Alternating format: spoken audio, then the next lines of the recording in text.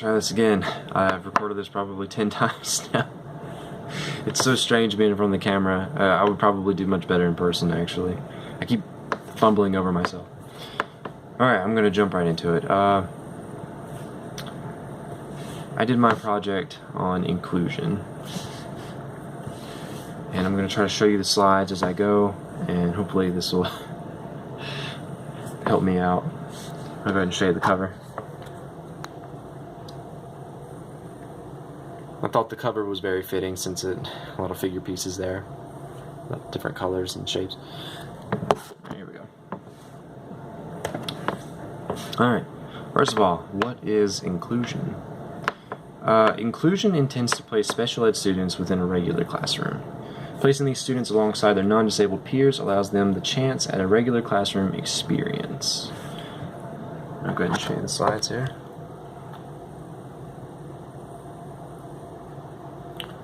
I was kind of adding my own additional input, as I was reading these, but I kept stumbling over my own words, so I'm kind of trying to stick to my slides as best I can. Anything extra that I came up with along the way just took up too much time. Alright, so I want to hit on the law about inclusion a little bit. The Individuals with Disabilities Education Act, or IDEA, requires public schools in the United States to make available to all eligible children with disabilities a free education in the least restrictive environment appropriate to their individual needs. There was like a big loophole with the line in the least restrictive environment, apparently. I didn't realize there was so much argument about inclusion, but apparently, people will argue over anything. I'm going to talk about some benefits of inclusion. The benefits of inclusion. And I'll go ahead and try to upload this along with the video so you'll have the slides and everything.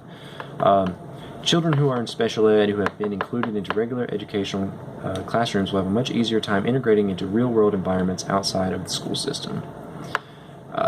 The reason these children will have a better chance at this is because they have already experienced what being around a population of their peers will be like on a smaller scale, hence the classroom.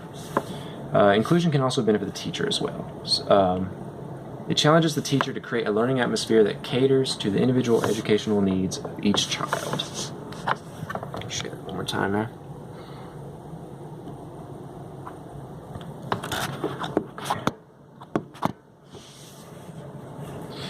Let's see. Next slide. And the ultimate question, is inclusion right for a student or not? So apparently parents cannot decide alone if inclusion is right for their child. Everyone on the child's IEP team must reach the correct verdict on the matter. And I'm going to show you this slide.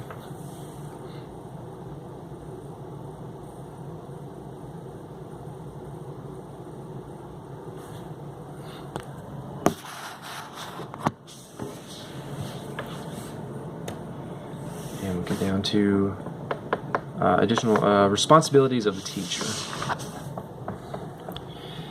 Successful inclusion requires thoughtful planning by teachers. This means you cannot just dump a child into a classroom and hope for the best. There's got to be a lot of interaction. Teachers must be more interactive with their student to encourage critical thinking while not just becoming bystanders or observers. There was a lot about this, teachers being more interactive with their kids.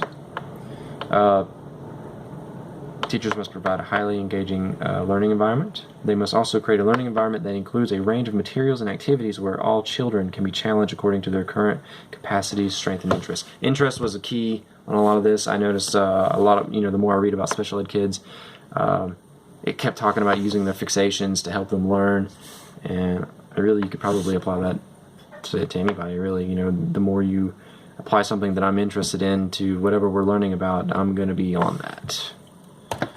Okay, here's some notes for inclusion. And these were just notes that I thought were important to add. So a child may have a difficult time feeling okay in a classroom with more than a handful of children present. This may bring the student out of their comfort zone.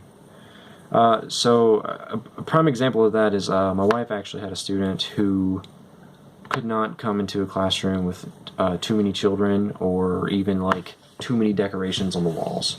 It just overstimulated him every time. He would throw fits, biting, kicking, just things like that.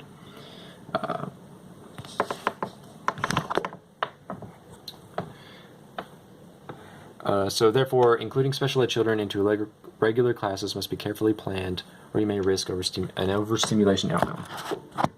Talking over myself. I'm not recording this a 10th time. I'm going to try to do it on the first swing here. And finally, my references.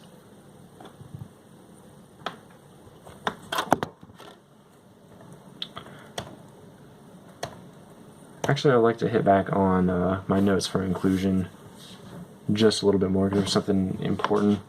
I was talking about fixations earlier. So a final note that I see repeated over and over, which I really did, it was everywhere. So remember to use a student's interest to get them involved in classroom activities. A special needs student who may have a fixation on a specific something may be able to further relate to the topics you're teaching if you use that fixation to keep them involved. And that seemed to just be in every book, in every website. I'm pretty sure even Temple talked about it in her videos, her TED Talk videos. Like, you know. And I believe that's it. Hopefully that'll be enough.